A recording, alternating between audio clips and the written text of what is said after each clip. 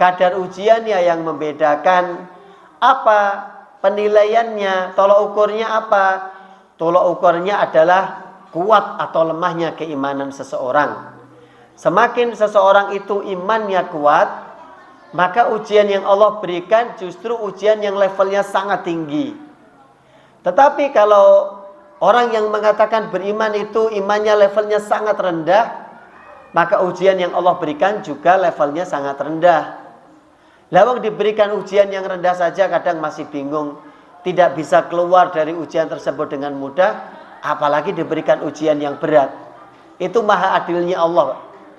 Maha adilnya Allah, Allah akan memberikan ujian kepada hambanya sesuai kadar keimanannya. Dan yang paling tinggi, paling berat ujiannya adalah para nabi, kemudian orang yang level keimanannya hampir sama dengan para nabi, yaitu mereka para sahabat, kemudian orang yang level keimanannya di bawahnya, sampai orang seperti kita ini yang level imannya la yamutu wa la yahya kadang, atau yankusu wa yazid, tetapi banyak yankusnya, kadang bertambah, kadang berkurang, tapi sering kurangnya, itu masalahnya.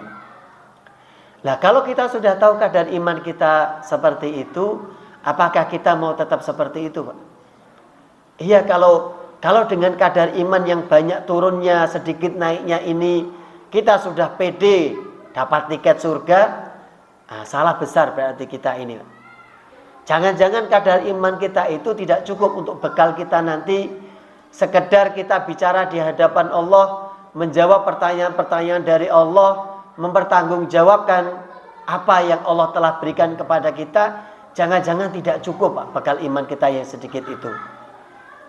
Terus bagaimana? Ya mari kita naikkan level kita.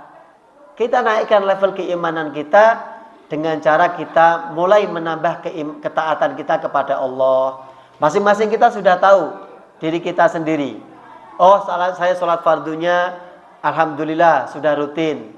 Cuma mungkin untuk jamaahnya masih belum. Bagi yang sudah rutin, sudah bisa berjamaah rutin, dinaikkan levelnya. Lakukan sholat sunnah rawatib. Kalau sudah bisa full 12 rakaat, Allah ganti dengan surga, dengan rumah istana di surga. 12 rakaat sholat sunnah sehari semalam, 4 rakaat sebelum zuhur, 2 rakaat setelah zuhur, 2 rakaat setelah maghrib, 2 rakaat setelah isya, dan 2 rakaat sebelum subuh. Itu 12 rakaat itu Allah janji akan membangunkan istana di surga. Kalau ini juga sudah bisa kita rutinkan, naikkan levelnya lagi dengan ibadah yang lain. Qiyamul lail misalnya. Di malam hari kita coba 3 rakaat dulu.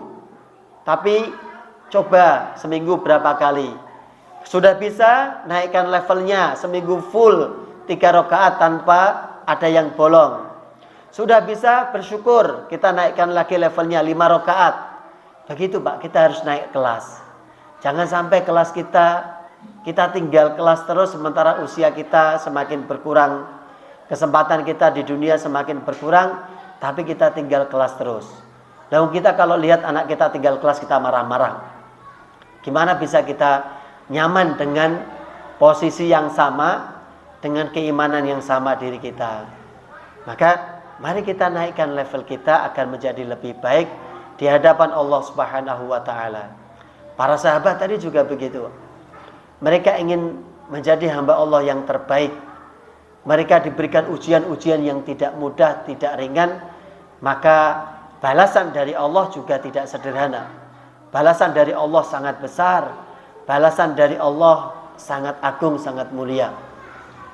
Di antara kemuliaannya tadi, orangnya masih hidup, tapi jaminan surga itu sudah Allah berikan kepada mereka. Bukan hanya 1-2 orang, bukan hanya 1-2 orang, bahkan ratusan orang, bahkan ribuan orang di antara mereka.